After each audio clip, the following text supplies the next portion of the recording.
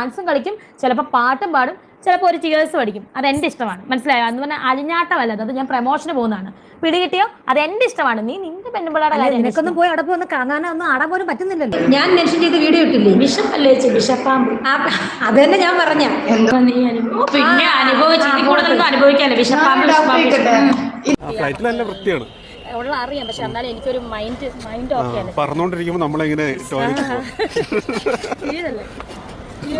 നല്ല വൃത്തിയാ, നല്ല പറഞ്ഞ എനിക്ക് മൈൻഡ് ഓക്കെ അല്ല. ഞാൻ ചില ഫ്ലഷ് ചെയ്യുമ്പോ നമ്മളെ പേടിച്ചു പോകും. അതെനിക്കറിയാം. ഞാൻ എനിക്ക് വൃത്തി കൂടുതലാണ്. അതുകൊണ്ട് തന്നെ എനിക്ക് ഫ്ലൈറ്റിലുള്ള ഈ ക്ലോസറ്റ്, അതോടൊപ്പം തന്നെ എന്താ പറയുക, മറ്റേ ലോഡ്ജിലുള്ള ക്ലോസറ്റ്, ബിഗ് ബോസിലുള്ള ക്ലോസറ്റ്, അങ്ങനെയുള്ള ക്ലോസറ്റുകളിൽ ഒന്നും ഇരുന്ന് കാര്യം സാധിക്കും പറ്റത്തില്ല. പിന്നെ അവിടെ പോയി കുളിക്കാന്, അവിടെ പോയി നനയ്ക്കാന്, ഇതൊന്നും എന്നെ കൊണ്ട് പറ്റത്തില്ലെന്ന്. കാരണം എനിക്ക് ഭയങ്കര വൃത്തിയാണത്. എനിക്ക് ഭയങ്കര വൃത്തി എന്ന് പറഞ്ഞു കഴിഞ്ഞാൽ എന്താ പറയുക, ഇതിനൊന്നും പറയാൻ പറ്റത്തില്ല. അങ്ങനെയുള്ള ഒരു വൃത്തിക്കാരിയാണ് ഞാൻ എന്നാണ് ഈ രേണുസുതി പറയുന്നത്. ഫ്ലൈറ്റിൽ പോലും പുള്ളിക്കാരിക്ക് പറ്റത്തില്ല. കാരണം എന്താണെന്നറിയാമോ, വൃത്തി കൂടുതലായിപ്പോയി. ഏതാണ്ടൊക്കെ പുള്ളിക്ക് കൂടുതലാണെന്നാ പറയുന്നത്. എന്ന് വെച്ച് കഴിഞ്ഞാൽ വൃത്തി കൂടുതലാണെന്ന്. പിന്നെ ബിഗ് ബോസ് കണ്ടതുകൊണ്ട് ഒരുമാതിരിപ്പെട്ട പ്രേക്ഷകർക്കെല്ലാം അറിയാം ഇവരുടെ വൃത്തി എത്രമാത്രം ഉണ്ടെന്ന്. എത്ര നാള് കുളിക്കാതിരുന്നത് കൊണ്ട് മുടിക്കകത്ത് മൊത്തം പേനായിരുന്നു. ഒരിടത്ത് കുത്തി ഇരുന്ന് ഇങ്ങനെ പേന പെറുക്കുന്നു, ഇങ്ങനെ എറിഞ്ഞു കൊടുക്കുന്നു, ഒരിടത്ത് കട്ടിലേ വെച്ചുകൊണ്ട് ഇങ്ങനെ ഇങ്ങനെ പൊട്ടിച്ചുകൊണ്ടിരിക്കുന്നു. ഇതൊക്കെയായിരുന്നു പുള്ളിക്കാരി ചെയ്തുകൊണ്ടിരുന്നത്. അത് പ്രേക്ഷകർ ഓരോരുത്തരും കണ്ട കാര്യമാണ്. പക്ഷെ പുള്ളിക്കാരിയുടെ തള്ളിന് ഇന്നും ഒരു കുറവില്ല. പുള്ളിക്കാരി തള്ളിക്കൊണ്ടേ ഇരിക്കുന്നു. അങ്ങനെ ഈ പുള്ളിക്കാരി ഇന്നും തള്ളിക്കൊണ്ട് നിൽക്കുന്നു. പുള്ളിക്കാരി പോകുന്നിടത്തെല്ലാം ഈ മീഡിയക്കാർ ഇങ്ങനെ മയക്കം പിടിച്ചുകൊണ്ട് എത്തുന്നു. അത് എങ്ങനെയാണെന്ന് മനസ്സിലാവുന്നില്ല. ഈ പുള്ളിക്കാരി പോകുന്നിടത്ത് മാത്രമേ ഈ മീഡിയക്കാർ ഇങ്ങനെ പുറകെ നടക്കുന്നുള്ളൂ. അവർക്ക് കൃത്യമായിട്ട് അറിയാം രേണുസുതി എവിടോട്ട് പോകുന്നു, രേണുസുതി എവിടെ ചെല്ലുന്നു, രേണുസുതി വരുമ്പോൾ ഏതൊക്കെ ചോദ്യം ചോദിക്കണം എന്ന് ഇവിടെ വരുന്ന മീഡിയക്കാർക്ക് വളരെ കൃത്യമായിട്ട് അറിയുകയും ചെയ്യാം. ഈ രേണു അതിനെല്ലാം മറുപടിയും കൊടുക്കുന്നുണ്ട്. അത് ഭയങ്കര സംഭവമല്ലേ അല്ലേ? നിങ്ങൾ ഓരോരുത്തർ ഇങ്ങനെ ചിന്തിച്ച് കാണുമല്ലോ അതെങ്ങനെയാണെന്ന്. അതിനാണ് പറയുന്നത് എല്ലാം നമ്മൾ സെറ്റ് ചെയ്ത് വെക്കുന്നേ. എനിക്ക് ഈ പറയുന്ന സോഷ്യൽ മീഡിയ നിറഞ്ഞു നിൽക്കണം, എനിക്ക് എന്താ പറയുക ട്രോളുകൾ ഭയങ്കര ഇഷ്ടമാണ്, അതില്ലെങ്കിൽ പിന്നെ ഞാനില്ലെന്നാണ് രേണുസുതി പറയുന്നത്. സത്യമായിട്ടും നിങ്ങളിത് കേട്ടു നോക്കിയേ. സത്യമായിട്ടും അങ്ങനെ തന്നെയാ പറയുന്നേ. ട്രോളൊക്കെ കാണുന്നുണ്ട്. എനിക്ക് ട്രോൾ കാണാൻ സന്തോഷമേ ഉള്ളൂ. അവര് ട്രോളും വിവാദങ്ങളും എന്നെ സന്തോഷപ്പെടുത്തുന്നു. അതില്ലാത്തൊരു ജീവിതം എനിക്ക് ചിന്തിക്കാൻ പോലും, വിവാദങ്ങളും ട്രോളും ഇല്ലാത്തൊരു ജീവിതം രേണുസുതിക്ക് ചിന്തിക്കാൻ പറ്റും. അതെ, ട്രോളും വിവാദങ്ങളും ഇല്ലാത്ത ഒരു രേണുവിനെ കുറിച്ച് എനിക്ക് പോലും ചിന്തിക്കാൻ പറ്റത്തില്ല എന്നാണ് രേണുസുതി പറയുന്നത്. അപ്പൊ പിന്നെ ഞാൻ എന്താ ചെയ്യുക? വിവാദങ്ങൾ ഉണ്ടാക്കാൻ വേണ്ടി ഞാൻ പല കാര്യങ്ങളും ചെയ്യും എന്ന് ഇൻഡയറക്റ്റ് ആയിട്ട് ജനങ്ങൾക്കിടയിലേക്ക് ഇട്ടുതരികയാണ്. ഇതാണ് സത്യത്തിൽ ഈ കാണുന്ന രേണുസുതി. തൊട്ടടുത്തിരിക്കുന്ന ആളിനെ നിങ്ങൾക്ക് മനസ്സിലായി കാണും അല്ലേ? പുള്ളിക്കാരിയുടെ കൂട്ടുകാരിയാണ്. ഇപ്പോ കൂട്ടുകാരിക്ക് ചെറിയ ഒരു സോക്കേടുണ്ട്. ഈ കൂട്ടുകാരിയുടെ സോക്കേടെന്ന് വെച്ച് കഴിഞ്ഞാൽ ഈ പറയുന്ന രേണുസുതി കുറച്ച് അടിക്കുമെന്ന് പറഞ്ഞപ്പോൾ ഈ രേണുസുതിയെ ഒന്ന് തള്ളി പറഞ്ഞ പുള്ളിക്കാരിയാണ്. ഈ പുള്ളിക്കാരി പറയുന്നു എനിക്ക് മുമ്പൊന്നും അറിയത്തില്ലായിരുന്നു രേണുസുതി അടിക്കൂ എന്നുള്ള കാര്യം. അടിക്കൂന്ന് അറിഞ്ഞിരുന്നെങ്കിൽ ഞാൻ പുള്ളിക്കാരിയെ അങ്ങ് വിലക്ക് നിർത്തിയിരുന്നേനെ എന്നാണ് പുള്ളിക്കാരി പറയുന്നത്. അതൊന്ന് കേട്ടു നോക്കി. അത് കഴിഞ്ഞതിന് ശേഷം നമുക്ക് ചേച്ചിയോട് കുറച്ച് കാര്യങ്ങളെ ചോദിക്കാനുണ്ടേ. ചേച്ചിയുടെ പല കാര്യങ്ങൾക്കും നമുക്കും ചില കാര്യങ്ങൾ അങ്ങോട്ട് ചോദിക്കാനുമുണ്ട്, അങ്ങോട്ട് പറയാനുമുണ്ട്. അപ്പൊ ചേച്ചി അങ്ങോട്ട് തുടങ്ങട്ടെ എന്നുള്ള രീതിയിൽ അവൾ പറഞ്ഞ സ്റ്റേറ്റ്മെന്റിന് പിറ്റേന്ന് ഞാൻ പ്രതികരിച്ചത് അങ്ങനെയാണ്. അത് കഴിഞ്ഞ് അടുത്ത ദിവസവും ഇതേപോലെ ഇവർ തന്നെ ഈ ചോദ്യം ചോദിച്ചവന്മാർ തന്നെ രേണുസുതി എടുത്ത് വീണ്ടും ആ മദ്യം കഴിക്കുമോ എന്നുള്ളതിനെ കുറിച്ച് ചോദിച്ചപ്പോൾ അവൾ വീണ്ടും വിശദീകരിച്ച് പറയുന്നുണ്ട് ഞാൻ കഴിക്കും. പിന്നെ ഞാൻ എന്താണ് പറയാനുള്ളത്? അവർ കഴിക്കുമെന്ന് അവർ തന്നെ പറയുന്നത്. അപ്പോൾ എനിക്ക് പറയാൻ പറ്റുമോ? അയ്യോ ചുമ്മാ രേണുസുതി കള്ളം പറയാമെന്ന് പറയാൻ പറ്റുമോ? അതിനെക്കുറിച്ച് എനിക്കൊന്നും പറയാനില്ലെന്ന് പറഞ്ഞത് സത്യം തന്നെയാണ്. അത് ഇപ്പോഴും ഞാൻ അത് ശക്തമായിട്ട് പറയുന്നുണ്ട്. കാരണം അപ്പോൾ ഈ രേണു ഇങ്ങനെ പറയുമ്പോൾ അവളെ പോസിറ്റീവ് എന്ന് പറഞ്ഞാൽ അവൾക്ക് വേണ്ടി വീഡിയോ ചെയ്യുന്ന, അവർക്ക് വേണ്ടി തല്ലുപിടിക്കുകയും സോഷ്യൽ മീഡിയ കിടന്ന് വഴക്കൂടുകയും ചെയ്യുന്ന നമ്മൾ ആരായ അവിടെ? ഞാൻ ചിന്തിച്ചതാണ് നിങ്ങളോട് എൻ്റെ ഫ്രണ്ട്സിൻ്റെ അടുത്താണ് ഞാൻ ഷെയർ ചെയ്യുന്നത്, അല്ലാതെ വേറെ വ്ളോഗർമാർക്ക് വേണ്ടിയിട്ടുള്ളതല്ല ഇത്. അപ്പം നിങ്ങൾ തന്നെ ചിന്തിച്ച് നോക്കണം, ഞാൻ ഈ പറയുന്നതിനകത്ത് കാര്യം ഉണ്ടോ ഇല്ലയോ എന്ന്. രേണുസുതിക്ക് വേണ്ടി ഇത്രയും ബാധിക്കുകയും അവൾക്ക് വേണ്ടി വീഡിയോ ചെയ്ത് എനിക്ക് പോലീസ് കേസ് വരെ ആവുകയും ചെയ്ത് നിൽക്കുന്ന ഒരു വ്യക്തിയാണ് ഞാൻ. അപ്പോൾ അവളുടെ ആ ഒരു സ്റ്റേറ്റ്മെന്റ് എനിക്കങ്ങനെ ഫീൽ ചെയ്യും. എങ്ങനെ ഫീൽ ചെയ്യും? അത്രയും നാൾ നമ്മൾ കൂടെ നിന്നിട്ട് നമ്മളൊന്നും അല്ലാതായി പോയല്ലോ എന്നുള്ളൊരു വരും. യഥാർത്ഥത്തിൽ രേണുസുതി മദ്യപിക്കുന്നത് എനിക്കറിയില്ല. അവൾ മദ്യപിക്കുന്നത് ഞാൻ എൻ്റെ കണ്ണുകൊണ്ട് ഇപ്പോൾ ഈ നിമിഷം വരെ ഞാൻ കണ്ടിട്ടില്ല. അപ്പോൾ അവൾ അങ്ങനെ ഒന്ന് പറയുന്നത് സ്വന്തം സോഷ്യൽ മീഡിയയിൽ അങ്ങനെ പറഞ്ഞപ്പോൾ എനിക്ക് തോന്നിയതാണ് അവൾ കണ്ടന്റ് ഇട്ട് കൊടുക്കുകയാണ്. സോഷ്യൽ മീഡിയയിൽ ഓരോന്ന് ഇട്ട് കൊടുക്കുമ്പോഴല്ലേ വേറെ ആൾക്കാർ ഇങ്ങനെ എടുത്തെടുത്തത് അതിങ്ങനെ നിലനിന്ന് പോത്തുള്ളൂ.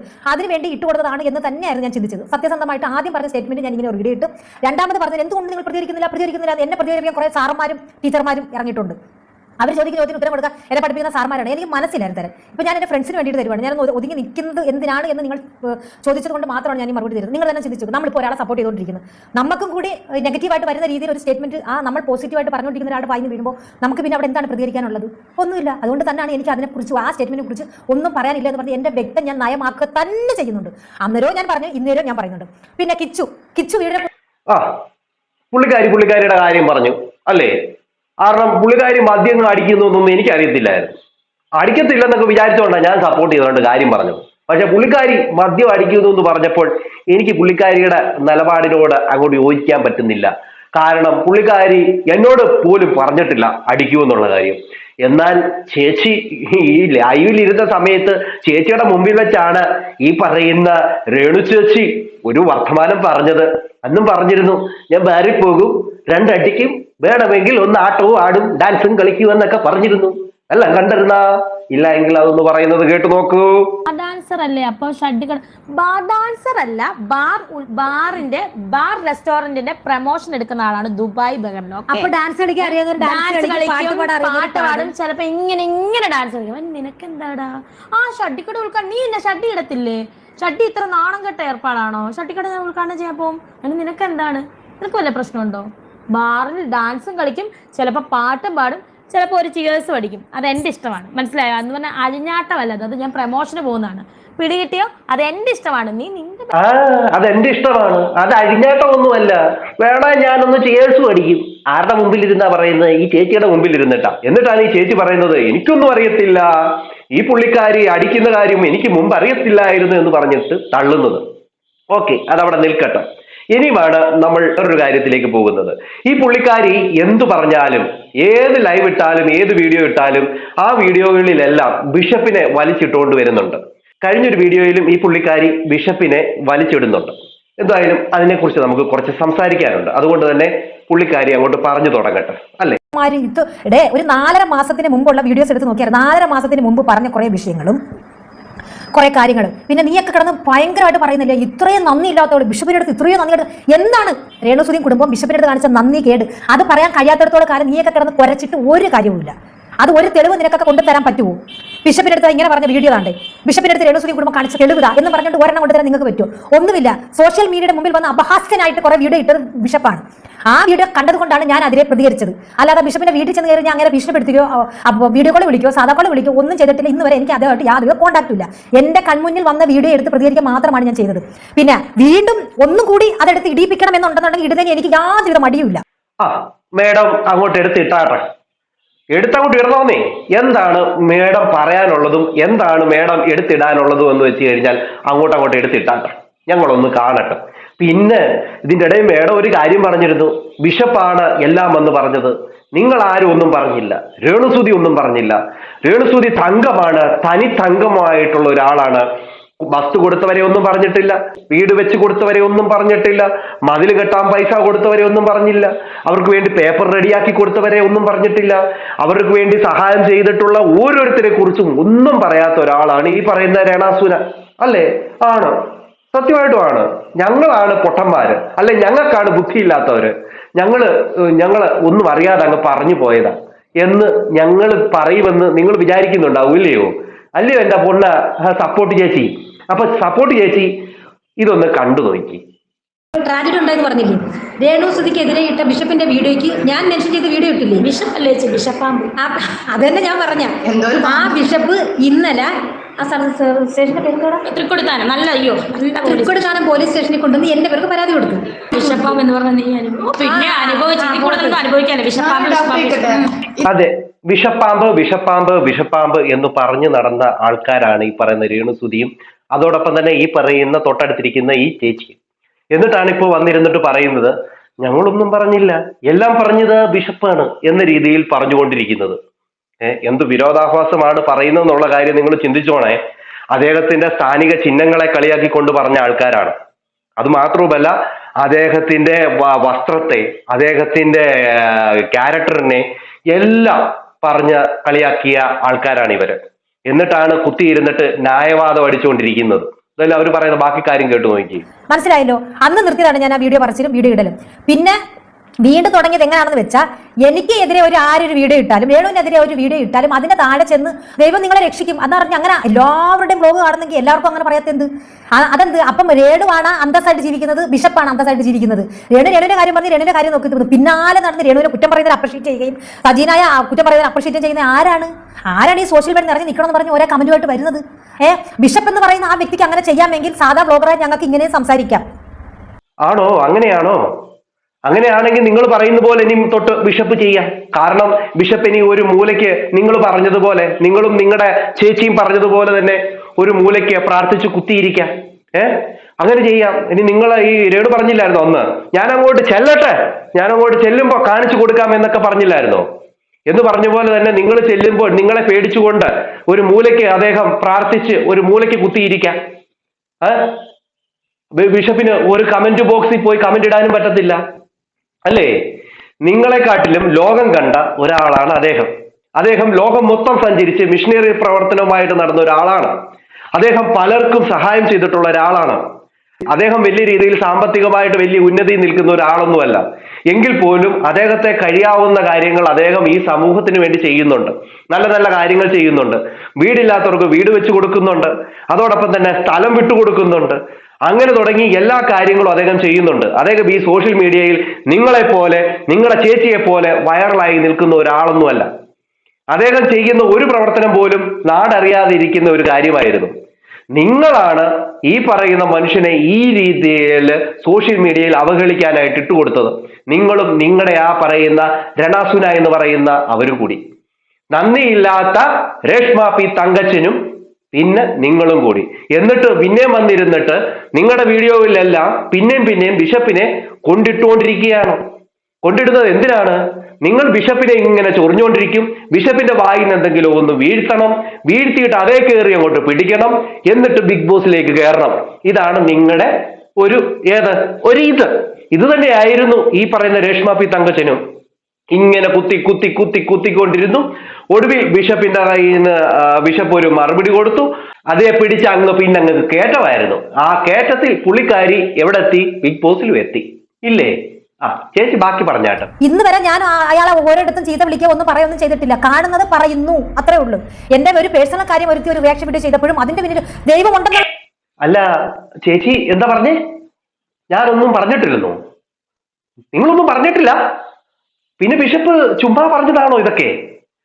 അയ്യോ, എനിക്കറിയത്തില്ല. നിങ്ങളുടെ പേരിൽ ബിഷപ്പ് ഒരു കേസൊക്കെ കൊടുത്തില്ലായിരുന്നോ?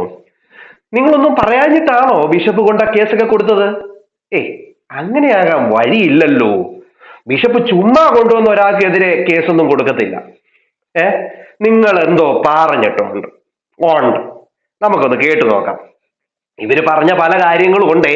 അതിൻ്റെ അകത്ത് മെയിൻ ആയിട്ടുള്ള ഒരു കാര്യം എന്ന് വെച്ച് കഴിഞ്ഞാൽ, അദ്ദേഹം ഇരിക്കുന്ന അദ്ദേഹത്തിന്റെ കസേര, അദ്ദേഹത്തിന്റെ കുരിശ്, അദ്ദേഹം ഇട്ടിരിക്കുന്ന ഡ്രസ്സ് എന്നു തുടങ്ങി എല്ലാത്തിനെയും ഇവര് അധിക്ഷേപിച്ചു. അദ്ദേഹത്തിന്റെ സ്ഥാനിക ചിഹ്നങ്ങളെ ഇവര് അധിക്ഷേപിച്ചു. മുലക്കച്ച കെട്ടിക്കൊണ്ടിരിക്കുകയാണെന്ന് പറഞ്ഞ് കളിയാക്കി. എല്ലാം ഇവര് ചെയ്തതാണ്. അദ്ദേഹത്തെ എന്തൊക്കെ പറഞ്ഞു? 100-300 പിള്ളേര് അദ്ദേഹത്തിനുണ്ടെന്ന് വരെ പറഞ്ഞു. എന്നിട്ടാ ഞാനൊന്നും പറഞ്ഞിട്ടില്ലെന്ന് പറയുന്നത്. ഞാൻ പറയുന്നത് കള്ളമാണെന്ന് നിങ്ങൾ ചിലപ്പോൾ വിചാരിക്കുവേ. നിങ്ങളെന്ന് വെച്ച് കഴിഞ്ഞാൽ പ്രേക്ഷകരല്ല നിങ്ങൾ. അതുകൊണ്ട് ഞാൻ ഒന്നുകൂടെ ഒന്ന് കേൾപ്പിക്കാം. കാശ് കൊടുത്ത് ബിഷപ്പ് എന്നും പറഞ്ഞ് കണ്ണും എഴുതി പൊട്ടും തൊട്ട് നിർത്തിപ്പോടെ അവന്റെ ഒരു കുരിശും സ്വർണ്ണമാലയും. ഈ നാറി, താങ്കൾ ബിഷപ്പ് ആയിരിക്കുന്ന സഭ ഏതാണ്? അതിന്റെ മേലധ്യക്ഷൻ ആരാണ്? താങ്കളെ ആരാണ് ബിഷപ്പായിട്ട് നിർമ്മിച്ചത്? അങ്ങനെ ഒരു സഭ ഉണ്ടെങ്കിൽ കുപ്പായം, കുരിശ്, മാല, മറ്റു കിടുതിരാപ്പുകളൊക്കെ സ്വന്തമായി സെറ്റ് ചെയ്യണം. രാവിലെ കെട്ടി ഒരുങ്ങി താടിയും മുടിയും ഡൈ ചെയ്ത് ഇങ്ങനെ കുരിശും പിടിച്ച് സിംഹാസനത്തിൽ കയറി ഇരിപ്പാണ്. ഹലോ, നമസ്കാരം. സജീന വ്ലോഗ്സിലെ പുതിയൊരു അച്ചടോ ആണോ? 300 കുഞ്ഞുങ്ങളോ? അച്ഛനോ? അതായിരിക്കത്തില്ല. നമ്മുടെ പള്ളിയിലച്ഛൻ. അദ്ദേഹം മുലക്കച്ചൻ കെട്ടി വീണ്ടും വന്നിട്ട് അപ്പൊ അച്ഛന് ഡെങ്കോൾഫിലും ഉണ്ടായിരുന്നു. അച്ഛൻ എവിടെയെങ്കിലും മരുന്നിനെങ്കിലും എവിടെയെങ്കിലും ഒരെണ്ണം ഉണ്ടോ? അപ്പൊ തന്റെ അമ്മയ്ക്ക് മാത്രമേ ഉള്ളൂ വേദനയും വിഷമങ്ങളും ഒക്കെ. താനൊരു ഏക മകനായി പോയത് ഞങ്ങളെ കുറ്റമല്ല. പിന്നെ വേറൊരു കാര്യം ഉണ്ടെന്ന് വെച്ചാൽ അതിനൊരു നന്മയും ആ അമ്മ ചെയ്തിട്ടുണ്ട്. ഒരെണ്ണം തന്നെ ധാരാളം. ഇതിനെ കൊണ്ട് തന്നെ സഹിക്കാൻ പറ്റുന്നില്ല. അപ്പൊ പിന്നെ വേറെ ഒന്നും കൂടെ ഉണ്ടായിരുന്നെങ്കിലുള്ള അവസ്ഥ എന്തായിരിക്കും? കർത്താവ് അറിഞ്ഞുകൊണ്ടാണ് ഓരോന്നർക്ക് ഓരോന്ന് ചെയ്യുന്നത്. ഓക്കെ, അപ്പൊ അച്ഛൻ ഇത്രയും പറഞ്ഞതിൽ അത്ര വെടുപ്പായിട്ട് എനിക്ക് തോന്നുന്നില്ല അച്ഛൻ. അച്ഛന്റെ പണി വേറെ വഴിയിലായിരിക്കും കിട്ടാൻ പോകുന്നത്. അച്ഛനൊന്ന് കരുതിയിരിക്കുന്നത് നല്ലതാ. അച്ഛനൊന്ന് ശ്രദ്ധിച്ചാൽ അച്ഛന് കൊള്ളാം. 7ന്റെ അല്ല 8ന്റെ പണി അച്ഛന് വരാൻ പോകുന്നതേ ഉള്ളൂ. അച്ഛനൊന്ന് കരുതിയിരുന്നോ. ഓക്കെ, ഇതിൽ ദൈവമുണ്ട് എന്ന് വിശ്വസിച്ചാൽ ലോഹയിട്ടോണ്ടിരുന്നിട്ട് ലോഹയിട്ട് ഇരുന്നിട്ട് ഒരു കാര്യമില്ല. ഇപ്പൊ തന്നെ കണ്ടില്ല മീഡിയയുടെ മുന്നിൽ മുലക്കച്ചൻ കെട്ടി വന്ന് ഇരുന്നങ്ങ് പ്രസംഗിക്കുവാണ്. ഞാൻ പറയുന്നത് അച്ഛൻ ബിഷപ്പല്ല, അച്ഛൻ ബിഷപ്പാ. ബിഷപ്പ് പ്ലസ് ബിഷപ്പ് വായിന്ന് വീഴുന്ന മൊത്തവും വിഷത്തരം. നന്മയുടെയും ക്ഷമയുടെയും പാദത്തിൽ സഞ്ചരിക്കേണ്ടുന്ന ഒരു വൈദികൻ. താൻ ഇപ്പൊ ഇരുന്ന് പറയുന്നത് തനി നാടകം. അത് വളരെ വ്യക്തമായിട്ട് മനസ്സിലായി. പിന്നെ തന്റെ അമ്മയ്ക്ക് നൊണ്ട മാത്രമേ നോവട്ടുള്ളൂ. ഞാൻ വീണ്ടും ചോദിക്കുവോ, വിവരം കെട്ട അച്ഛന് ഒരല്പമെങ്കിലും വിവരമോ ബുദ്ധിയോ ഉണ്ടോ? താങ്കൾ വേറൊരു ഡയലോഗ് പറഞ്ഞു. അതെന്താണ് അച്ഛൻ ഉദ്ദേശിക്കുന്ന പേഴ്സണൽ ആവശ്യം? നിങ്ങൾ ഏത് തരത്തിലാണ് ഉദ്ദേശിച്ചതെന്ന് ഒന്ന് വ്യക്തമാക്കി തന്നാൽ വളരെ ഉപകാരമായിരിക്കും. ഇല്ലെങ്കിൽ ഞങ്ങൾ ഇമാജിൻ ചെയ്യും കുറെ കാര്യങ്ങൾ. ആര് പറഞ്ഞു സ്ഥിരതയുള്ളതാണെന്ന്? താങ്കൾ മാത്രം പറഞ്ഞാൽ മതിയോ? ഞങ്ങൾ ഇപ്പോഴും ഉറച്ചു വിശ്വസിക്കുന്നത് സ്ഥിരതയില്ലാത്ത ആൾ തന്നെയാണ് താങ്കൾ. സത്യത്തിന് വേണ്ടി അങ്ങ് വാദിക്കുന്നത് താങ്കൾ എന്ത് നീതിയാണ്? കേട്ടല്ലോ ചേച്ചി, കൂടുതൽ ഞാൻ കേൾപ്പിക്കുന്നില്ല. ചേച്ചി പറഞ്ഞതെല്ലാം ഇവിടെ ഉണ്ട്. അതുകൊണ്ട് തന്നെ ചേച്ചി പിന്നെയും കടന്ന് മെഴുകി കള്ളങ്ങൾ പറഞ്ഞ് ഞാനൊന്നും പറഞ്ഞിട്ടില്ല എന്ന് പറഞ്ഞു വരരുത്. നിങ്ങൾ അദ്ദേഹത്തെ അപമാനിക്കുന്നതിന്റെ അങ്ങേയറ്റം അപമാനിച്ചിട്ടുണ്ട്. എന്നിട്ട് വന്നിരുന്നിട്ട് പറയാം ഞാനൊന്നും പറഞ്ഞിട്ടില്ലെന്നും. അദ്ദേഹത്തിന്റെ സ്ഥാനിക ചിഹ്നങ്ങളായിട്ടുള്ള അദ്ദേഹത്തിന്റെ ഡ്രസ്സ് അതിനെ നിങ്ങൾ അധിക്ഷേപിച്ചു. എന്നിട്ട് നിങ്ങൾ എന്താണ് പറഞ്ഞത്? മുലക്കച്ച കെട്ടിക്കൊണ്ട് വന്നിരിക്കുകയാണെന്ന്. അദ്ദേഹം ഇരിക്കുന്ന ചേറു തൊട്ട് അദ്ദേഹം പിടിച്ചിരിക്കുന്ന കുരിശു തൊട്ട് എല്ലാം ഒരു സഭയുടെ സ്ഥാനിക ചിഹ്നങ്ങളാണ്. അദ്ദേഹത്തിന്റെ കീഴിൽ നിരവധി സഭകളുണ്ട്, നിരവധി അച്ഛന്മാരുണ്ട്, നിരവധി ജനങ്ങളുണ്ട്. നിരവധി ദേശങ്ങളിൽ അദ്ദേഹം മിഷണറി പ്രവർത്തനവുമായി നടക്കുന്നു. നിരവധി ആൾക്കാർക്ക് ഒരു സഹായ ഹസ്തമായിട്ട് നിൽക്കുന്ന ഒരാളാണ്. ഇദ്ദേഹത്തെ ഈ സോഷ്യൽ മീഡിയയിൽ കൊണ്ടുവന്നിട്ടിട്ട് പറയാൻ പാടില്ലാത്ത പല കാര്യങ്ങളും വിളിച്ചു പറഞ്ഞ ഒരു സ്ത്രീയാണ് നിങ്ങൾ. എന്നിട്ട് വന്നിരുന്നിട്ട് പറയാ ഞാനൊന്നും പറഞ്ഞിട്ടില്ല എന്ന്. അല്ലേ? കൊള്ളാം. എന്തുവായാലും ഞാൻ ഇനി കൂടുതൽ അതിലേക്ക് പോകുന്നില്ല. നിങ്ങൾ പറഞ്ഞതിന്റെ ബാക്കി കാര്യങ്ങൾ പറ. അത് കഴിഞ്ഞതിന് ശേഷം നമുക്ക് കുറേശ്ശെ അങ്ങോട്ട് തന്നാ പോരെ? അപ്പൊ കുറേശ്ശെ അങ്ങോട്ട് തരാം. തെളിവാണെന്ന്. അപ്പൊ ആദ്യം ഇയാൾക്ക് ബിഷപ്പ് എന്ന് പറഞ്ഞ ഒരു അർഹതയ്ക്ക് ഇരിക്കാനുള്ള യോഗ്യത ഉണ്ടോ? ഈ ശത്രുതയും പിന്നെന്തോ വൈരാഗ്യ മനോഭാവം വെച്ചുകൊണ്ടിരിക്കുന്ന സാധാരണ ആൾക്കാരാണ്. അപ്പൊ അങ്ങനെ ഞങ്ങൾ കണ്ടിട്ടുള്ളൂ. അപ്പൊ ബ്ലോഗർമാരും ബ്ലോഗർത്തികളും എടുത്തിട്ടുണ്ട് ബിഷപ്പിന്റെ സ്ഥാനം അതാണ്, ബിഷപ്പിന്റെ സ്ഥാനം ഇതാണ്. നിങ്ങൾ പറഞ്ഞ് മനസ്സിലാക്കി കൊടുത്തിട്ട് വേണം ബിഷപ്പിന് മനസ്സിലാവാൻ. ഒരിക്കലും അല്ല. അദ്ദേഹത്തിന് അറിയാം അദ്ദേഹം എന്താണ് ഏതാണെന്നുള്ളത്. അതനുസരിച്ച് ഇരിക്കാത്തത് കൊണ്ടാണ് സോഷ്യൽ മീഡിയയിൽ ഇങ്ങനെ ആൾക്കാരെ എടുത്തിട്ട് പ്രതികരിക്കുന്നത്. മനസ്സിലായല്ലോ? അപ്പോ പിന്നെ നിങ്ങൾ പറയുന്ന പോലെ ഒരു മൂലക്കടങ്ങി ഇരിക്കാമല്ലോ. അതാണോ നിങ്ങൾ ആഗ്രഹിക്കുന്നത്? നിങ്ങളും അതാണല്ലോ പറയുന്നത്. അദ്ദേഹം തിന്നോണ്ട് ഒരു മൂലക്ക് ഇരുന്നോണം, ഞങ്ങൾ എന്ത് വേണേലും പറയും, അതൊക്കെ കേട്ടോണ്ട് വേണം ഇരുന്നോണം എന്ന രീതിയിൽ. പിന്നെ അങ്ങനെ തന്നെ ഇരിക്കാം. അദ്ദേഹം ആർക്കും പോയി കമന്റ് ഇടാൻ പാടില്ല. ഒരു ഇന്ത്യൻ പൗരൻ എന്ന നിലയ്ക്ക് ആരെങ്കിലും വീഡിയോ ഇട്ട് കഴിഞ്ഞാൽ അദ്ദേഹം കമന്റ് ഇടും. പിന്നെ നിങ്ങൾ എവിടെങ്കിലും കാണിക്കുക അദ്ദേഹം വന്നിട്ട് നിങ്ങളെയോ ഈ പറയുന്ന രേണുസുതിയോ കുറ്റപ്പെടുത്തിക്കൊണ്ട് ഒരു കമന്റ് ഇട്ടിരിക്കുന്നത് നിങ്ങളൊന്ന് കാണിക്കുക. അദ്ദേഹം വന്ന് എന്റെ വീഡിയോയുടെ താഴെയും തൊട്ടോ കമന്റ് ഇടുന്നതാ. അദ്ദേഹം വന്നിട്ട് പറയും, ഒന്നെങ്കിൽ പറയും മോനെ ദൈവം നിങ്ങളെ രക്ഷിക്കട്ടെ എന്ന് പറയും, അല്ല എങ്കിൽ ഒരു ലവ് ചിഹ്നം ഇടും, അല്ലെ ഒരു ഷെയ്ക്കാൻ ഇങ്ങനെ കാണിച്ചിട്ട് തമസപ്പെട്ടിട്ട് പോകും. ഇതാണ് അദ്ദേഹം ചെയ്യാറുള്ളത്. അല്ലാതെ നിങ്ങളെ കുറ്റപ്പെടുത്തിയിട്ട് ഇന്നേ വരെ ഒരു കമന്റ് എനിക്ക് ഇട്ടിട്ടില്ല. പല കമന്റ് ബോക്സിൽ ഞാൻ കണ്ടിട്ട് ഇദ്ദേഹം ആരെയും കുറ്റപ്പെടുത്തി ഒരു കമന്റ് ഇട്ടിട്ടില്ല. കൊണ്ടത് നിങ്ങളൊന്ന് കാണിക്കും. അല്ലാതെ നിങ്ങൾ എന്തിനാണ് പിന്നെ അദ്ദേഹത്തെ ഇങ്ങനെ ക്രൂശിക്കാനായിട്ട് പിന്നെ ഇട്ട് കൊടുക്കുന്നത് എനിക്ക് മനസ്സിലാവുന്നില്ല. അതല്ലേ നിങ്ങൾ ചെയ്യേണ്ടത്. അത് നിങ്ങൾ ആദ്യം ചെയ്യുക. പിന്നെ നിങ്ങൾ കൂടുതൽ വെല്ലുവിളികൾ നടത്തരുത്. കൂടുതൽ വെല്ലുവിളികൾ നടത്തി അദ്ദേഹത്തെ നിങ്ങൾ പിന്നെയും സോഷ്യൽ മീഡിയയെ വലിച്ചിടാനും അദ്ദേഹത്തെ അധിക്ഷേപിക്കുവാനുമായിട്ട് നിൽക്കരുത്. നിന്ന് കഴിഞ്ഞാൽ അതിന്റെ ശിക്ഷ ചിലപ്പോൾ നിങ്ങൾ അനുഭവിക്കേണ്ടി വരും. നിങ്ങൾ കാരണം നിങ്ങളുടെ ചേച്ചി അനുഭവിക്കേണ്ടതായിട്ട് വരും. പായും കിടക്കയും എടുത്തോണ്ട് പോണ്ടതായിട്ട് വരും. പറഞ്ഞേക്കാം. നിങ്ങൾ പലപ്പോഴായിട്ട് ഭീഷണിപ്പെടുത്തുന്നുണ്ട്. എന്തോ ഒരു വോയിസ് ഉണ്ട്, അതങ്ങോട്ട് വിട്ടു കഴിഞ്ഞാൽ തീരാവുന്നുള്ള പ്രശ്നമേ ഉള്ളൂ എന്ന്. നിങ്ങൾ വിട്. അദ്ദേഹത്തെ ഭീഷണിപ്പെടുത്തുന്ന നിങ്ങൾ ആ വോയിസ് നിങ്ങൾ അങ്ങോട്ട് വിട്ട് കഴിഞ്ഞ് നിങ്ങൾ അടുത്തത് കാത്തിരിക്കുന്നത് എന്തായിരിക്കും? നിങ്ങൾ കേൾക്കാൻ പോകുന്നത് എന്തായിരിക്കും? ഈ ന്യൂസ് ആയിരിക്കും. പായും തലയണ എടുത്തോണ്ട് ഋതപ്പനെ നോക്കാൻ വന്ന 10 പേര്, അതായത് രാജകുടുംബത്തിൽ പോലും ഇല്ല ഇതുപോലെ, രാജാവിന്റെ മക്കളെ പോലും നോക്കാൻ ഇത്ര ആൾക്കാർ കാണത്തില്ല എന്ന് പറഞ്ഞ പോലെ തന്നെ ഋതപ്പൻ എന്ന് പറയുന്ന ഒരു പയ്യനെ നോക്കാൻ 10 പേരാണ് ആ വീട്ടിലുള്ളത്. ആ 10 പേരും കൂടെ പായും തലയണ എടുത്തുകൊണ്ട് പോകുന്നതായിട്ട് നിങ്ങൾക്ക് കേൾക്കാനായിട്ട് പറ്റും. അതുകൊണ്ട് തന്നെ അത് നിങ്ങൾ ചെയ്യുക. ഒരു മനുഷ്യന് സഹിക്കുന്നതിന് ഒരു പരിധിയില്ലേ? അപ്പം അത് ചെയ്യുക. അതാണ് നിങ്ങൾ ചെയ്യേണ്ടത്. നിങ്ങളെ കൊണ്ട് അതൊക്കെ പറ്റത്തുള്ളൂ. ആർക്കും ഒരു സഹായം നിങ്ങൾ ചെയ്യത്തില്ല. ചെയ്തവരെ കൊണ്ട് അത് തിരിച്ചു മേടിപ്പിക്കാനുള്ള പണി നിങ്ങൾ ചെയ്യുകയും ചെയ്യും. അതൊക്കെ നിങ്ങൾ ചെയ്യുക, നിങ്ങളുടെ കൂട്ടുകാരിക്ക് വേണ്ടി അതൊക്കെ ചെയ്തു കൊടുക്കുക, അതാ നല്ലത്. വിവരത്തെ പറഞ്ഞു കൂട്ടുകാരി ആകുമ്പോൾ എന്തെങ്കിലും തെറ്റ് ചെയ്ത് അതിന് പറഞ്ഞ് തിരുത്തണമെന്ന്.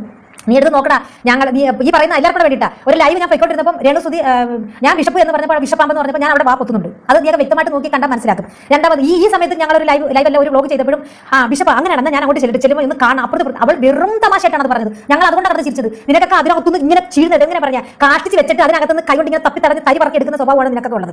അതുകൊണ്ടാണ് ബാക്കി ഉള്ളതെല്ലാം ഹൈഡ് ചെയ്തിട്ട് വേണ്ടുന്ന കുറച്ച് ഇങ്ങനെയുള്ളത് മാത്രം പൊക്കി പിടിച്ച് ഇങ്ങനെ കൊണ്ടിട്ട് ഉണ്ടാക്കുന്നത്. അത് എനിക്ക് പുച്ഛം മാത്രമേ ഉള്ളൂ. പറയുന്ന ആൾക്കാരോട് എല്ലാം വെറും പുച്ഛം മാത്രമേ ഉള്ളൂ. ഞങ്ങൾക്ക് പുച്ഛം മാത്രമേ ഉള്ളൂ. നിങ്ങൾ എന്താ പറഞ്ഞത്? ഞാൻ വാവ് ഒത്തിപ്പിടിച്ചെന്നു. നിങ്ങൾ എവിടെ വാവ് ഒത്തിപ്പിടിച്ചു? പ്രേക്ഷകരെ നിങ്ങൾ ഈ വീഡിയോ ഒന്ന് കണ്ടു നോക്കി. ഇത് കണ്ടേ രേണുസുതിക്കെതിരെ ഇട്ട ബിഷപ്പിന്റെ വീഡിയോയ്ക്ക് ഞാൻ മെൻഷൻ ചെയ്ത വീഡിയോ ഇട്ടില്ലേ? ബിഷപ്പല്ലേ ബിഷപ്പാമ്പ്. അതന്നെ ഞാൻ പറഞ്ഞ ആ ബിഷപ്പ് ഇന്നലെ ആ സ്റ്റേഷന്റെ പേര് കൊടുക്കും ബിഷപ്പാമ്പ് എന്ന് പറഞ്ഞ നീ പിന്നെ അനുഭവിക്കാല്ലേ ബിഷപ്പാമ്പ്. കണ്ടല്ലോ നിങ്ങൾ, ഇവരുടെ മുമ്പിൽ ഇരുന്നു കൊണ്ടല്ലേ ആ ബിഷപ്പാമ്പ് എന്നൊക്കെ വിളിക്കുന്നത്. എന്നിട്ട് ഇവർ വാപൊത്തി പിടിക്കുന്നുണ്ടോ? ഇല്ലല്ലോ. ചുമ്മാ അങ്ങ് തള്ളി മറിക്കുകയാണ്. തള്ളിമറിച്ച് കള്ളങ്ങൾ മാത്രം പ്രചരിപ്പിച്ച് എന്തോ ഒരു നല്ലവളാണ് ഇവരും ഇവരുടെ കൂട്ടുകാരി എന്ന നിലയിലേക്ക് എത്തിക്കുകയാണ്. അതാണ് ഇവർ ചെയ്യുന്നത്. അല്ലാതെ അദ്ദേഹത്തെ സോഷ്യൽ മീഡിയയിൽ ലൈവിലൊക്കെ വന്നിരുന്നു കൊണ്ട് ചുമ്മാ അദ്ദേഹത്തെ അധിക്ഷേപിക്കുകയായിരുന്നു. ഈ പറയുന്ന ഫിറോസിനെ അധിക്ഷേപിക്കുകയായിരുന്നു. എന്തിനേറെ പറയുന്നു, അദ്ദേഹം ചെയ്ത ഒരു നല്ല കാര്യം. ഇദ്ദേഹം സാധുക്കൾക്ക് നന്മ ചെയ്തുകൊണ്ട് മിഷണറി പ്രവർത്തനം ചെയ്തുകൊണ്ട് ഇദ്ദേഹം നടന്നുകൊണ്ടിരുന്ന ഒരു വ്യക്തിയാണ്. ഇദ്ദേഹത്തിന്റെ മുമ്പിലേക്ക് ആർ ശ്രീകണ്ഠൻ നായരും അതോടൊപ്പം തന്നെ ഫ്ലവർ ചാനലിന്റെ വൈസ് പ്രസിഡന്റ് ആയിട്ടുള്ള സി ഉണ്ണികൃഷ്ണൻ സാറൂടെ എത്തിയിട്ട് അവർ പറഞ്ഞു ഇതുപോലെ ഒരു പാവം പിടിച്ച് അച്ഛനും അമ്മയും ഇല്ലാത്ത ഇവന് കിച്ചുവിന്റെ പേര് പറഞ്ഞുകൊണ്ടാണ് അവരെത്തുന്നത്. കൊല്ലസുതിയുടെ മകനായ കിച്ചുവിന്റെ പേര്. കിച്ചുവിന് ആരും ഇല്ലല്ലോ എന്ന് അറിഞ്ഞതുകൊണ്ട് അച്ഛൻ എന്ത് ചെയ്തു, ഈ പറയുന്ന കിച്ചുവിന്റെ പേരിലും പിന്നെ ഈ കൊല്ലം സുധിയുടെ ഒരു മകനുണ്ട്, അതായത് അച്ഛൻ നഷ്ടപ്പെട്ട അമ്മയുള്ള ഋതപ്പന്റെ പേരിലൂടെ ആ വസ്തു എഴുതി കൊടുക്കുകയായിരുന്നു. അദ്ദേഹത്തിന്റെ നല്ല മനസ്സ് ഇത് മനസ്സിലാക്കിയിട്ടുണ്ട് ആര്? കിച്ചു. എന്നാൽ ബുദ്ധിയുണ്ട് വിവേകമുണ്ട് എന്നൊക്കെ പറയുന്ന ഈ രേണുസുതിക്കോ തങ്കച്ചനോ ഈ പറയുന്ന ഇവരുടെ കൂട്ടുകാരിക്കോ ഇതൊന്നും മനസ്സിലായിട്ടില്ല. അദ്ദേഹത്തിന്റെ അടുത്ത് വന്ന് പറഞ്ഞവരാണ് ഇവര്, ഈ പറയുന്ന ആർ ശ്രീകണ്ഠൻ നായരും അതോടൊപ്പം തന്നെ ഈ പറയുന്ന സി ഉണ്ണികൃഷ്ണനും. അല്ലാതെ ബിഷപ്പ് അങ്ങോട്ട് പോയിട്ട് നിങ്ങളെ ഞാൻ സഹായിക്കാം എന്ന് പറഞ്ഞുകൊണ്ട് ചെയ്തതല്ല. അതും നല്ലൊരു കണ്ണായ ഒരു സ്ഥലമാണ് കൊടുത്തത്. ഈ കൊടുത്ത സ്ഥലത്തെ പോലും ഒരു ശാരിക എന്ന് പറഞ്ഞ ഹോട്ട് സീറ്റ് ശാരിക ഉണ്ടായിരുന്നല്ലോ, അവർ വന്നിരുന്നിട്ട് ഏറെ കുറ്റം പറഞ്ഞു. ആ പുള്ളിക്കാരി അവിടെ വന്നിരുന്നിട്ട് ഈ പറയുന്ന ബിഷപ്പ് കൊടുത്ത വസ്തുവിന്റെ അകത്ത് ഫിറോസ് വെച്ച് കൊടുത്ത ഒരു വീടിന്റെ അകത്ത് വന്നിരുന്നിട്ട് ബിഷപ്പ് എന്തോ കാല പറക്കാൻ വന്നവനെ പോലെ ഇവര് കുത്തിയിരുന്ന് ആട്ടുകയായിരുന്നു അവിടെ ഇരുന്ന്. അങ്ങനെ ആട്ടുകയാണ്. അത് കേട്ടോണ്ട് തൊട്ടടുത്തിരുന്ന് ചിരിക്കുകയാണ് ഈ പറയുന്ന രേണുസുതി. ഇവളൊക്കെയാണ് നന്ദിയുള്ളവള്, ഇവളൊക്കെയാണ് ഈ പറയുന്ന സമൂഹത്തിന് വേണ്ടി നന്മ ചെയ്യുന്നത്. എന്നിട്ട് കുത്തിയിരുന്നിട്ട് വിറകി അങ്ങ് കേറുകയാണ്. കഷ്ടം. അവൾ അങ്ങനെയാണ് പറഞ്ഞത്. അപ്പോഴും ഞാൻ അവളെ തടയുകയാണ് ചെയ്തത്. പറയേണ്ടത് പറയും. അപ്പൊ അവൾ അങ്ങനെ അതിനും ബിഷപ്പിനെ ചെയ്ത് വിളിക്കോ എന്താ? അപ്പൊ ഞാൻ വേറെ ഒരു സംശയം മാത്രമേ നിങ്ങളുടെ എല്ലാവരും ചോദിച്ചോട്ടെ. ഭയങ്കര മഹത്തരമായിട്ട് പറയുന്നു, ഒരു വസ്തു കൊടുക്കുന്നതും വീട് കൊടുക്കുന്നതും ഒക്കെ അത് മഹത്തരം തന്നെയാണ്, വലിയ മഹത്തരം തന്നെയാണ്. അത്രയും ഒരു സംഗതി ചെയ്ത ഒരു വ്യക്തി എടുത്ത് തിരിഞ്ഞെന്തെങ്കിലും ഒരു വാക്ക് നമ്മൾ പറയണമെങ്കിൽ ആ കൊടുത്തവരിൽ നിന്നും എന്തെങ്കിലും കിട്ടാതെ ചുമ്മാ അങ്ങ് എതിർക്കാൻ എന്താ തലയ്ക്ക് വണ്ടി ഓടുന്ന? തലയ്ക്ക് സുഖമില്ലാത്തവരാണ്. സ്വയം ചിന്തിക്കുക. ഈ ചിന്തിച്ചിട്ട് ഒരാളെ നെഗറ്റീവായിട്ട് കാണാൻ ചിന്തിച്ചു കഴിഞ്ഞാൽ അത് നെഗറ്റീവായിട്ട് മാത്രമേ പറയുള്ളൂ എന്ന് ചിന്തിച്ചിരുന്ന ഇത് അവസാനം വരെ ഇങ്ങനെ പോത്തുള്ളൂ. മനസ്സിലായ? അപ്പൊ നിങ്ങൾ പറയുന്നത് എന്തോ കിട്ടാനുണ്ട്. കാരണം കിട്ടാനുള്ള കാര്യം എന്ന് വെച്ച് കഴിഞ്ഞാലേ ഈ പറയുന്ന ബിഷപ്പിന്റെ അച്ഛനുണ്ടല്ലോ ഫിലിപ്പ്, പുള്ളിക്കാരന്റെ സഹോദരനായിരുന്നു ഈ പറയുന്ന തങ്കച്ചൻ. അതുകൊണ്ട് തന്നെ ഈ ഫിലിപ്പ് എന്ന് പറയുന്ന ബിഷപ്പിന്റെ അച്ഛനായിട്ടുള്ള പുള്ളിക്കാരൻ ഈ സ്വത്ത് വീതം വെച്ച സമയത്ത് ബിഷപ്പിന് കൂടുതൽ സ്വത്ത് കൊടുത്തു. ഈ തങ്കച്ചന് കുറച്ച് സ്വത്ത് മാത്രമേ കൊടുത്തിട്ടുള്ളായിരുന്നു. അതുകൊണ്ട് തന്നെ ഇവർക്ക് എന്തോ ഒരു വിഷയം ഇവരുടെ കുടുംബത്തിലുണ്ട്. അതുകൊണ്ട് തന്നെ ഈ തങ്കച്ചന്റെ മകളായ ഈ പറയുന്ന രേണുസുതിക്ക് എന്തോ ഒരു വിഷയം അങ്ങ് പൊട്ടി മുളച്ചു. കാരണം ഈ പറയുന്ന ബിഷപ്പ് ഈ തങ്കച്ചന് അവകാശപ്പെട്ട സ്വത്താണല്ലോ ഇവർക്ക് കൊടുത്തത്. അതുകൊണ്ട് നിങ്ങൾ പോന്നേ എന്തൊക്കെയാ പറഞ്ഞുകൊണ്ട് വരുന്നത്? എന്താണ് ഇവർക്കിടയിലുള്ള ആ ഒരു വിഷയം? എന്താണ് ഒരു വിഷയം? എന്താ ഇവരുടെ കുടുംബത്തിൽപ്പെട്ട ഒരു പെൺകുട്ടിയാണോ ഈ പറയുന്ന രേണു? അവരുടെ കുടുംബ വിഷയമാണോ? ഈ കുടുംബ വിഷയവും എല്ലാം കൊണ്ടിട്ട് സോഷ്യൽ മീഡിയയിൽ ഇട്ടതും ഈ ബിഷപ്പ് ഇവർക്ക് വസ്തു കൊടുത്തത് ഇന്ന കാരണം കൊണ്ടാണെന്ന് പറഞ്ഞുണ്ടാക്കിയതും എല്ലാം ആരാണ്? ഈ രേണുവാണ്. എല്ലാം ഉണ്ടാക്കി വെച്ചിട്ട് ഇപ്പൊ നല്ല പിള്ളയായിരുന്നിട്ട് അങ്ങോട്ട് അടിച്ചോണ്ടിരിക്കുകയാണ്. ആരെ ബോധിപ്പിക്കാനാ? തെളിവുകളെല്ലാം എല്ലായിടത്തും ഉണ്ട്. അതുകൊണ്ട് പറയുന്നതെല്ലാം നോക്കിയും കണ്ടും പറയണം കേട്ടോ. ശരി, ബാക്കിയോട് പറഞ്ഞാട്ടെ. അവൾ സംസാരിക്കുന്നതിനകത്താലും അവൾ പറയുന്നത് പ്രതികരിക്കുന്നതിനകത്താണെങ്കിലും സത്യം ഉണ്ട്. അത് കാലം തെളിയിക്കും. എല്ലാവരും പറഞ്ഞല്ലോ കർമ്മ ഈ സൂമർ. പിന്നെ ഞാനിപ്പോൾ ഒരു കൊട്ടയം വെച്ചാണ് നടക്കുന്നത്. കാരണം ബിഷപ്പിന്റെ ശാപങ്ങൾ മൊത്തം ഒന്ന് തലേ വീഴുമെന്ന് പറഞ്ഞിട്ട് പുറത്ത് പോകാതിരിക്കാൻ വേണ്ടി കൊട്ടയത്തിന് ശരിക്കാന്ന് പറഞ്ഞിട്ട് കൊട്ടയം കൊണ്ടാണ് ഞാൻ നടക്കുന്നത്. ഈ കർമ്മ എന്ന് പറയുന്നത് ഒരാൾക്ക് വേണ്ടി മാത്രമല്ല. നിങ്ങൾ സ്വയം ചെയ്ത് നോക്ക്. ഒരു ബിഷപ്പാണ് അദ്ദേഹം ഇപ്പൊ മനനൊന്ന് കരയുന്നുണ്ടെങ്കിൽ അത് കർമ്മയാണ്. ആരോടോ എവരോടോ ഒക്കെ ചെയ്തുള്ള കർമ്മയാണ് അനുഭവിച്ചുകൊണ്ടിരിക്കുന്നത്. അല്ലാതെ വേറെ ഒന്നുമല്ല. അത് കർമ്മ തന്നെയാണ്. ഒരാൾക്ക് മാത്രമുള്ളതല്ല കർമ്മ. അത്രയും ഒരു ദൈവിക സ്ഥാനത്തിരിക്കുന്ന ഒരു വ്യക്തിക്ക് ഇത്രയും മനസ്സ് വിഷമിക്കണമെങ്കിൽ ദൈവം വിചാരിച്ചിട്ടല്ലേ അവന്റെ മനസ്സൊന്ന് വിഷമിക്കട്ടെ. ഇങ്ങനെയൊക്കെ ചെയ്ത് അല്ലെങ്കിൽ ചിന്തിച്ചുകൊണ്ടാണ്. ഇപ്പൊ ഞാൻ കരഞ്ഞാലും ദൈവം തരണം എനിക്ക്. ഞാൻ കരയണമെങ്കിലും എനിക്ക് അതിനുള്ള ഒരു ദൈവം തന്നെ തരേണ്ടത്. അല്ലാതെ നാട്ടുകാരോ കൂടെ നിൽക്കുന്നവർ തന്നാൽ ഞാൻ കരയണമെന്നില്ല. ദൈവം തന്നെ തീരുമാനിക്കണം. അപ്പൊ കർമ്മ എന്ന് പറയുന്നത് ഒരാൾക്ക് മാത്രമുള്ളതല്ല, എല്ലാവർക്കും ഉള്ളതാണ്. ഓരോ ചെയ്യുന്ന ഓരോരുത്തർക്കും അവന്മാർക്കൊക്കെ ഇന്നല്ലെങ്കിൽ നാളെ ഈ ബൂമറാങ് തിരിച്ച് തലമണ്ടയിൽ വന്ന് പതിക്കുക തന്നെ ചെയ്യും. ഒരാളുടെ കുത്തകയല്ല കർമ്മ എന്ന് പറയുന്നത്, ചെയ്യുന്നതിനുള്ള ശിക്ഷ. ഇതാണ് നിങ്ങൾ പറയുന്നത്. എന്താണ് കർമ്മയാണ്, അല്ലെങ്കിൽ കർമ്മ ആയതുകൊണ്ടാണ് ബിഷപ്പിന് അത് അനുഭവിക്കുന്നതെന്നാണ് പറയുന്നത് അല്ലേ? ശരിയാണ്, ബിഷപ്പിന്റെ കർമ്മ തന്നെയാണ്. കാരണം ബിഷപ്പ് പാത്രം അറിഞ്ഞ് വിളമ്പിയില്ല. കൊടുക്കാൻ വേണ്ടി പലരും ഉണ്ടായിരുന്നു, പാവങ്ങളായിട്ടുള്ള ഈ നിരവധി പേര്. എന്നിട്ട് അവർക്കൊന്നും കൊടുക്കാതെ ബിഷപ്പ് ഈ പറയുന്ന ഈ പയ്യനെ, അതായത് അച്ഛനും അമ്മയും നഷ്ടപ്പെട്ട കൊല്ലം സുധിയുടെ മകനായിട്ടുള്ള കിച്ചുവിനെ മനസ്സിൽ കണ്ടുകൊണ്ടാണ് അത് കൊടുത്തത്. അതിപ്പം ബിഷപ്പിന് തന്നെ കർമ്മയായിട്ട് വന്നിരിക്കുകയാണ്. ആ പയ്യൻ ഇതൊന്നും അറിയുന്നില്ല. അവൻ ഇതിന്റെ അകത്ത് ഒന്നും ബന്ധമില്ലാതെ അവന്റെ അച്ഛന്റെ വീട്ടിൽ പോയി കിടക്കുകയാണ്. ഇവിടെ ഋതപ്പനെ നോക്കാൻ വേണ്ടി വന്ന് കിടക്കുന്ന 10 അംഗ കുടുംബം, അതായത് രാജാവിന്റെ മക്കളെ പോലും നോക്കാൻ വേണ്ടി ഇത്ര ആൾക്കാർ കാണത്തില്ല. അവർക്കാണ് ഇതെല്ലാം സോക്കേട്. എന്നിട്ട് കർമ്മയെ കുറിച്ച് പറഞ്ഞുകൊണ്ടിരിക്കുന്നു. പിന്നെ ഇവിടെ കർമ്മ എന്ന് പറഞ്ഞ ഒന്നുണ്ടെങ്കിൽ എന്റെ പൊന്നു സേച്ചിയെ ഇത് തിരിച്ചടിക്കും, നിങ്ങൾക്കും തിരിച്ചടിക്കും. നിങ്ങളിപ്പം വന്ന് ഇത്ര വാച് പഠിച്ച് കാര്യങ്ങളൊക്കെ സംസാരിക്കുന്നുണ്ടല്ലോ, നിങ്ങളും കാത്തിരുന്നു. ഒരു കുറ്റവും ചെയ്യാത്ത അദ്ദേഹം ഈ പറയുന്ന നാടിന് വേണ്ടി എന്താ ചെയ്തിട്ടുള്ളത്? നന്മകൾ മാത്രമേ ഉള്ളൂ. നിങ്ങളൊക്കെ ഇന്നേ വരെ ഒരു മുട്ടുസൂചിക്ക് ഒരു ഉപകാരം ആർക്കും ചെയ്തിട്ടുള്ളവരല്ല. എന്നിട്ട് വന്നിരുന്നിട്ട് ഇങ്ങനെ പറഞ്ഞുകൊണ്ടിരിക്കുക. അദ്ദേഹം ചെയ്തത് എന്തെന്ന് വെച്ച് കഴിഞ്ഞാൽ അദ്ദേഹത്തിന്റെ വീടിന്റെ അല്ലെങ്കിൽ ഹട്ടിന്റെ തൊട്ടടുത്ത് ഇവർക്കൊരു സ്ഥലം കൊടുത്തു. അദ്ദേഹം ഒന്നുമില്ലാത്ത മനുഷ്യനൊന്നുമല്ല. അദ്ദേഹത്തിന് നല്ല വീട്, നല്ല കാറ്, ഇതെല്ലാം ഉള്ള ഒരു മനുഷ്യനാണ്. എങ്കിൽ പോലും അദ്ദേഹത്തിന്റെ ഒരു സ്ഥലത്ത് വന്നിട്ട് അദ്ദേഹം ഒരു ഹട്ടടിച്ച് ഒരു സമാധാനം കാംക്ഷിച്ചുകൊണ്ട് അവിടെ താമസിക്കാനായി വന്നു. അന്നേരമാണ് ഈ പറയുന്ന ശ്രീകണ്ഠൻ നായരും ഇവരൊക്കെ വന്ന് ഈ കാര്യം പറയുന്നത്. അപ്പൊ നല്ലൊരു സ്ഥലം തന്നെ ഈ ബിഷപ്പ് കൊടുക്കുകയും ചെയ്തു. ഇവിടെ ഈ സ്ഥലത്തിനെ വരെ ഈ ശാരീരിക കുറ്റം പറഞ്ഞു. ബസ് റൂട്ട് പോലും ഇല്ലാത്ത ഏതോ കാട്ടുപ്രദേശമാ കൊടുത്തതെന്ന് പറഞ്ഞുകൊണ്ട് അല്ലേ? അങ്ങനെ വരെ പറഞ്ഞില്ലേ? എന്നാൽ ഇവരൊക്കെ പോയി കൊടുക്കുന്നേ ഈ പറയുന്നവർക്ക് കൊണ്ടുപോയി നിങ്ങളുടെ വീടിന്റെ ഒരു മൂലയ്ക്കോ അല്ലെങ്കിൽ നിങ്ങളുടെ വീടിന്റെ പ്രധാനപ്പെട്ട സ്ഥലമോ അല്ലെ നിങ്ങളുടെ വീട് തന്നെയോ ഒന്ന് കൊടുക്ക്. എന്നിട്ട് വന്നിരുന്നിട്ട് ഈ കർമ്മയെക്കുറിച്ചൊക്കെ സംസാരിക്കുക.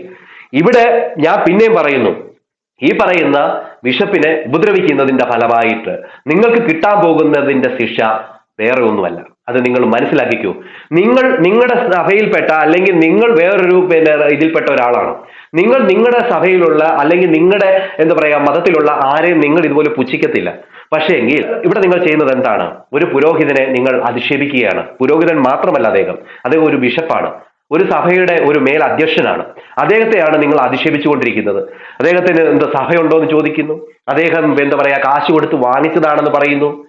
അദ്ദേഹത്തിന്റെ ഇവിടെ അരയെ കെട്ടിയിരിക്കുന്ന ഇടക്കെട്ടിനെ നിങ്ങൾ മുലക്കച്ച എന്ന് പറയുന്നു. അങ്ങനെ തുടങ്ങി നിങ്ങൾ അദ്ദേഹത്തെ അധിക്ഷേപിച്ച് നിരവധി വീഡിയോകൾ ഇട്ടിട്ടുണ്ട്. നിരവധി പ്രാവശ്യം അദ്ദേഹത്തെ അധിക്ഷേപിക്കുന്നു. ഇപ്പൊ നിങ്ങൾ ഓരോ വീഡിയോ ചെയ്താലും അതിന്റെ അവസാനം കൊണ്ടുവന്ന് ഇദ്ദേഹത്തെ കുറ്റപ്പെടുത്തിക്കൊണ്ട് തന്നെയാണ് നിങ്ങൾ വീഡിയോ അവസാനിപ്പിക്കുന്നത്. അതായത് പുട്ടുണ്ടാക്കിയ കുറച്ച് തേങ്ങാപ്പീര എന്ന് പറയുന്ന പോലെ തന്നെ നിങ്ങൾ എപ്പോഴും കൊണ്ടുവന്ന് അവസാനിപ്പിക്കും. ഈ ക്രിസ്ത്യാനികളുടെ ഇടയിൽ ഒരു പറച്ചിലുണ്ട്, കൗമ ചൊല്ലി അവസാനിപ്പിക്കൂ എന്നൊക്കെ പറയും. അല്ലെ സ്വർഗസ്ഥനായ പിതാവെ ചൊല്ലി അവസാനിപ്പിക്കൂ എന്നൊക്കെ പറയും. എന്ന് പറഞ്ഞ പോലെ തന്നെയാണ് നിങ്ങളുടെ അവസ്ഥ. നിങ്ങൾ അതാണ് ചെയ്യുന്നത്. എന്നാൽ നിങ്ങളൊരു കാര്യം ഓർക്കുന്നത് നന്നായിരിക്കും, കർമ്മ തിരിച്ചടിക്കും. പിന്നെ ഈ പറയുന്ന സേച്ചിയോട് എനിക്കൊരു കാര്യം കൂടെ പറയാനുണ്ട്. നിങ്ങൾ ഈ പേടിപ്പിക്കുന്ന ആ വോയിസ് ഉണ്ടല്ലോ, ആ വോയിസ് ധൈര്യമുണ്ടെങ്കിൽ നിങ്ങളൊന്ന് പുറത്തുവിടാൻ അത്ര ചങ്കൂറ്റമുണ്ടെങ്കിൽ ഒന്ന് പുറത്തുവിട്. അപ്പൊ നമുക്ക് അറിയാം എന്താണ് നടക്കുന്നതെന്ന്. പായും തൂക്കിക്കൊണ്ട് അവിടെ നിന്ന് നേരെ ഉമ്മൻചാണ്ടി കോളനിയിലേക്ക് വെച്ചുപിടിക്കാനുള്ള സാധ്യതകൾ എല്ലാം കാണുന്നുണ്ട്. അതുകൊണ്ട് തന്നെ ഒന്ന് വിട്ട് നോക്ക് എന്നാണ് എനിക്ക് പറയാനുള്ളത്. എന്താണ് പ്രേക്ഷകരെ, നിങ്ങൾക്ക് നിങ്ങളുടെ അഭിപ്രായ നിർദ്ദേശങ്ങളും മസ്റ്റ് കമന്റ് ചെയ്യുക. അടുത്തൊരു വീഡിയോ കാണുന്നതിരിക്കും എല്ലാവർക്കും ബൈ.